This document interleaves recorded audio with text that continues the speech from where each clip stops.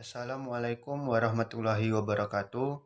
Perkenalkan, nama saya Prengki Rahman dengan NIM 22958, jurusan Kehutanan dengan minat SHTI angkatan 2021. Di sini saya akan menjelaskan tentang pengolahan citra penginderaan jauh. Penginderaan jauh. Penginderaan jauh adalah ilmu atau seni untuk memperoleh informasi mengenai suatu objek, wilayah, fenomena di permukaan bumi melalui analisis data yang diperoleh dari alat perekam atau sensor. Alat perekam ini tidak berkontak langsung dengan objek yang tengah diamati. Pengolahan citra satelit. Citra adalah hasil dari penginderaan jauh. Citra terbagi menjadi dua jenis, yaitu yang pertama citra foto dalam perekaman objek menggunakan sensor kamera. Yang kedua ada citra non-foto dalam perekaman objek tidak menggunakan sensor kamera, tetapi menggunakan gelombang elektromagnetik atau gelombang spektrum elektromagnetik. Contohnya sinar X dan gelombang radio. Setelah citra didapatkan dari proses penginderaan jauh, hal yang dilakukan selanjutnya adalah melakukan interpretasi citra. Interpretasi citra adalah suatu kegiatan untuk menganalisis, mendeskripsikan, dan mengamati objek. Langkah yang pertama yaitu upaya pemantauan untuk mengetahui benda atau gejala, baik yang nampak maupun tidak nampak. Langkah yang kedua ada identifikasi, yaitu kegiatan untuk mengenali objek yang tergambar pada citra. Objek dapat dikenali berdasarkan ciri yang terekam oleh sensor menggunakan alat stereoskop. Tiga ciri utama yang dapat dikenali yaitu ciri spektral, ciri spasial, dan ciri temporal. Ciri spektral berkaitan dengan rona dan warna objek pada citra.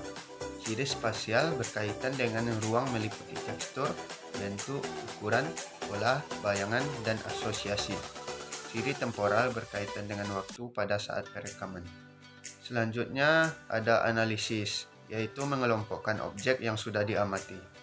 Dan yang terakhir ada deduksi, yaitu proses akhir dari interpretasi peta yang menjadi kesimpulan akhir atau penentu jenis objek pada citra. Yang pertama pada bidang hidrologi, manfaatnya yaitu mengamati arah aliran sungai, mengamati kecepatan aliran sungai, pemetaan luas daerah aliran sungai. Pada bidang meteorologi, mengamati pola pergerakan angin, mengamati iklim suatu daerah, membantu proses analisa cuaca.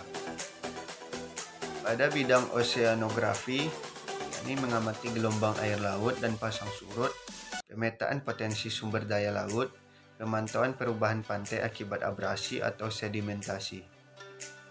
Pada bidang geologi dan geomorfologi, yakni pemetaan daerah vulkanik, pemantauan wilayah bencana, mengamati gerak massa batuan.